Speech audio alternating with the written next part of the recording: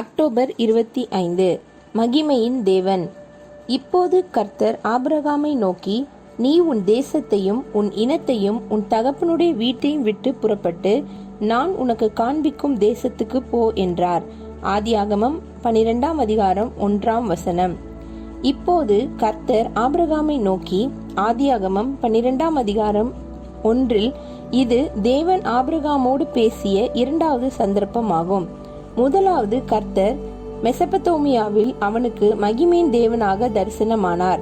அப்போஸ்தலர் 7ஆம் அதிகாரம் 2ஆம் வசனம். ஒரு மனிதன் தேவனுடைய மகிமையை காணும் போது அவன் தேவனை தவிர வேறொன்றையும் விரும்ப மாட்டான். மோசே தேவனுடைய மகிமையை காண விரும்பியதற்கான காரணம் அதுவேயாகும். ஆபிரகாம் தேவனுடைய மகிமையை கண்டதின் நிமித்தம் தன்னுடைய தேசத்தையும் இனத்தையும் குடும்பத்தையும் மற்றும் பலவற்றையும் விட்டுவிட மனம் உவந்திருந்தான். முதலாவதாக தசம பாகம் கொடுத்தவன் அவனே. ஜனங்கள் தேவனுக்கென்று எதையாகிலும் கொடுக்க வேண்டுமாயின் தேவனுடைய மகிமையை பற்றிய வெளிப்படுத்தல் அவர்களுக்கு அவசியம். தமஸ்கூவுக்கு செல்லும் வழியில் அப்போஸ்தலர் பவுல் கர்த்தருடைய மகிமையை கண்டார். இதுவே தனக்கு லாபமாயிருந்த எல்லாவற்றையும் குப்பையாக எண்ணுவதற்கு அவரை வழி நடத்திட்டு. பிலிப்பியர் 3ஆம் அதிகாரம் 7, 8, 11ஆம் வசனங்கள். ஸ்தேவான் தேவனுடைய மகிமையை பற்றிய பிரசங்கத்தை ஆரம்பித்த போது அவருடைய சத்துருக்களும் கூட அவருடைய முகம் ஒரு தேவதூதனுடைய முகம் போல் இருக்க கண்டார்கள். அப்போஸ்தலர் 6ஆம் அதிகாரம் 15ஆம் வசனம்.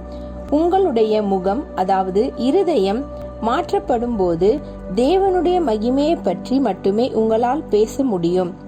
முடிவாக ஸ்தேவான் கண்டதெல்லாம் தேவனுடைய மகிமையே அன்றி வேறொன்றும் அல்ல.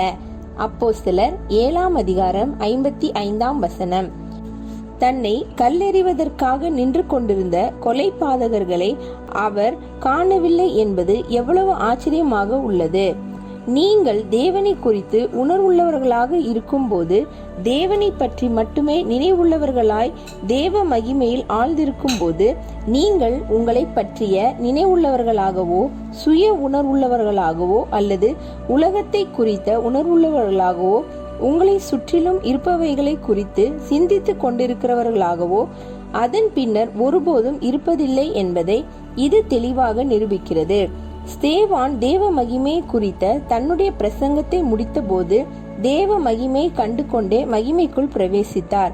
அதுவே மெய்யான மகிமை ஆகும். மகிமையின் தேவன் ஆபிரகாமுக்கு மெசபத்தோமியாவில் தரிசனமாகி அந்த தேசத்தை விட்டு கானானுக்கு போகும்படி சொன்னபோது அவன் அதற்கு கீழ்ப்படிந்தான். ஆரம்பத்தில் ஆபிரகாமின் கீழ்ப்படிதல் தேராகின் நிமித்தம் முழுமையானதாக இருக்கவில்லை. ஆதியாகமம் 11ஆம் அதிகாரம் 31ஆம் வசனம் காண்க. ஆகவே 13 வருடங்களுக்கு அவனுக்கு தேவனிடமிருந்து மேற்கொண்டு யாதொரு வாக்குத்தத்தங்களோ அல்லது தரிசனங்களோ கிடைக்கவில்லை. அடுத்து ஆதியாகமம் 12ஆம் அதிகாரம் 1 நாம் காண்பது போல தேவன் அவனுக்கு இரண்டாவது தருணத்தை கொடுத்தார்.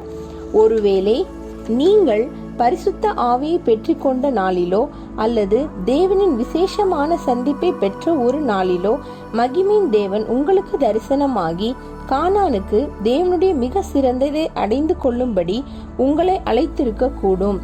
நீங்கள் 13 வருடங்களோ அல்லது அதற்கும் அதிகமாகவோ குறைவாகவோ தாமதித்திருக்க கூடும்.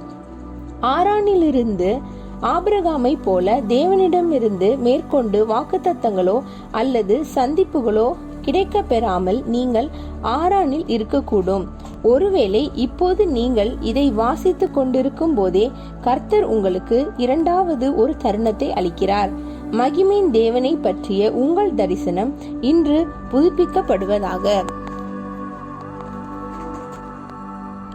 October 25. God of Glory. Now the Lord had said unto Abram, Get thee out of the country, and from the kindred, and from the father's house, and to a land that I will shew thee. Genesis chapter 12, verse 1. Now the Lord had said, Genesis chapter 12:1, it was the second time God was speaking to Abraham. The Lord first appeared to him in Mesopotamia as the God of glory. Acts chapter 7, verse 2. When a man sees God's glory, he wants nothing but God. That was the reason why Moses wanted to see God's glory.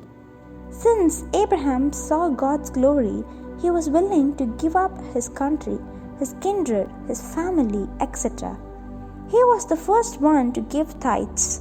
If people are to give God, they need a revelation of the glory of God. Paul saw the glory of the Lord on the road to Damascus. This led him to count everything as dung. Philippians chapter 3 verses 7 and 8. When Stephen began his sermon speaking about the glory of God, even his enemies saw his face as an angel of God. Acts chapter 6 verse 15. When your face or heart is changed, you can speak only of God's glory. Finally, all that Stephen saw was the glory of God. Acts chapter 7 verse 55. How amazing it is that he didn't see his murderers who were about to stone him.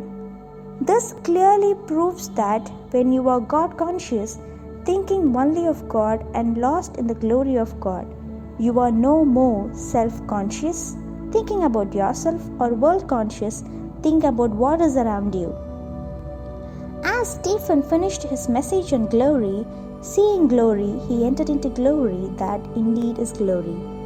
When God of glory appeared to Abraham in Mesopotamia and asked him to leave that country and go to Canaan, Abraham obeyed. At first, Abraham's obedience was only partial because of Terah. See Genesis chapter 11 verse 31.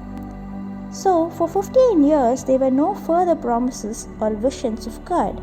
Then God gave him a second chance, as we find in Genesis chapter 12 verse 1. Maybe on the day you received the Holy Spirit, or on a day of special visitation from God, the God of glory appeared to you and called you to Canaan, the best of God. You may have delayed for 15 years or more or less.